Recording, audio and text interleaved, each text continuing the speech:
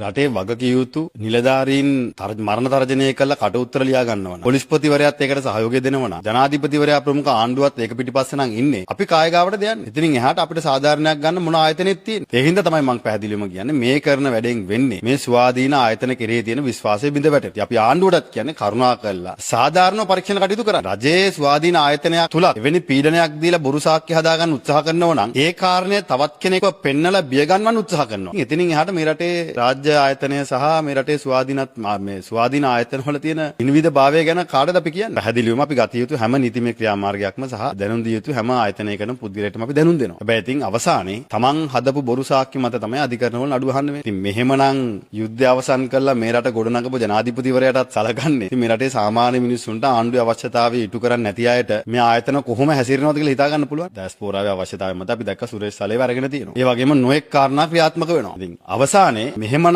පරීක්ෂණ කටයුතු වෙන්නේ. ඉතින් මහින්ද රාජපක්ෂ ජනාධිපතිතුමාටවත් මේ රටේ ජනතාවටවත් මේ ආණ්ඩුවේ නීතිමය ක්‍රියාමාර්ග ගන්න ආයතනවල අධිකරණ නෙවෙයි. නීති ක්‍රියාමාර්ග ගන්න ආයතන වලින් හා පොලිසියෙන් සාධාරණයක් වෙන්නේ නැහැ. ජනාධිපතිතුමා කිව්වනේ සීගිරියත් කඩලා ගෙන්න වෙයි කියලා පෝත් සිටි එක හදන්න. අපි මේ ප්‍රශ්නේ ඔබතුමාගෙන් දැන් අහන්නේ නැහැ. එහෙනම් කරුණාකරලා පෝත් සිටි එකේ උපරිම ප්‍රයෝජනෙ මේ වෙලාවේ ගන්න. ඩුබායි සහ මැද පෙරදිග ආයෝජන දැන් ලෝකයේ වෙනත් බැංකුකරණයන් සඳහා වෙනත් ස්ථාන හොයනවා. ඒකට හොඳම සහ සුදුසු තැන තමයි කොළඹ වරාය නගරය. අපි එදා කොළඹ වරාය නගරයේ ගොඩනැගුවේ මේ බැංකුකරණයේ කේන්ද්‍රස්ථානයක් බවට පත් කරන්න. දැන් තමයි වෙලාව අඩුම ගානේ ඒ ආයෝජකයන්ට බදු සහනයක් හරි දීලා ලෝකේ හැම රටක්ම දෙනවා. බදු සහනයක් හරි දීලා අඩුම ගානේ විදේශ රටවල උපයන ආදායම් වලට ලංකාවේ බද්ද අයින් කළා. හරි පෝත් සිටි එකේ උපරිම ප්‍රයෝජනෙ ගන්න. ඒ වගේ මත්තල ගුවන්තොටුපොළ ගැන මේ කාලේ වෙනකොට ලෝකේ අවධානය යොමු වෙලා තියෙනවා. ඒ ගුවන් සමාගම් එක සාකච්ඡා කරන්න. තව අවුරුද්දක් මාස 3-4ක් ගියාට පස්සේ ඒ අය විකල්ප හොයා ගන්නවා. ඉතින් ඒ අය විකල්ප හොයා ගන්න කලින් අපි අපේ කොළඹ වරාය නගරයත් මත්තල ගුවන්තොටුපොළත් මේ ශ්‍රී ලංකාවේ තියෙන භූගෝලීය පිහිටීමත් එක්ක තියෙන වාසිය උපරිම ගන්න ඕනේ. ඒ සඳහා ආණ්ඩුව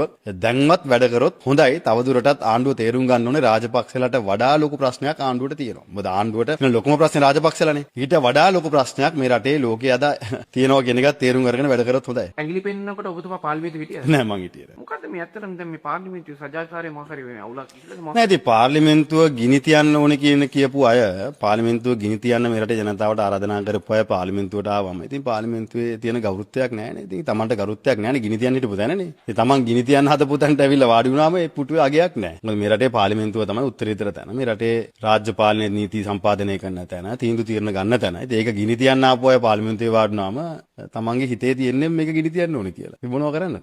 අපි ආණ්ඩුවට කියන්න තියෙන්නේ කරුණාකරලා මේ බංගලොත් දේශපාලනය නවත්තන්න. ඔබට පොරොන්දු වෙච්ච දේවල් කරගන්න බැරි වෙනකොට මේ තියෙන අභියෝග වලට මුහුණ දෙන්න බැරි වෙනකොට Tamanගේ ගල්ලංගුරු වංචාව දැන් ජනාධිපතිවරයා පාර්ලිමේන්තුවේ කතා කරේ නෑනේ. මේ පැහැදිලිවම ගල්ලංගුරු බාල ගල්ලංගුරු ගෙනාව කියන එක අද මුළු රටම ලෝකෙම දන්නවා. ඒකෙන් වෙච්ච පාඩුවට තෙල් වල මිල වැඩි කරලා ඒක ජනතාව පිටට දානවා. විදුලි බිල වැඩි කරලා ඒක ජනතාවට ගෙවන්න සිද්ධ වෙලා තිනවා. අද Tamanට හිතවත්තු ඉන්නවා Taman විදේශ රටවල් එක්ක සාකච්ඡා කරනවා කිව්වා තෙල් මිලදී ගන්න. අද මිලදී ගන්න කොහොමද? අද ලෝක වෙළඳ පොලේ මිලටත් වඩා ඩොලර් 45ක් වැඩියෙන් තමයි ඩීසල් මිලදී ගන්න. ලෝක වෙළඳ පොලේ මිලටත් වඩා වැඩියෙන් ප්‍රීමියම් එකක් ඩොලර් 45ක් ගෙවලා මිලදී ගන්න. ජනතාවට එක කාරණයක් කියලා තවත් කාරණයක් කරන්න පෙළඹෙන ආණ්ඩුව තවදුරටත් අපිට මඩ ගැහුවා කියලා මේ රටේ ජනතාවගේ ප්‍රශ්න විසඳ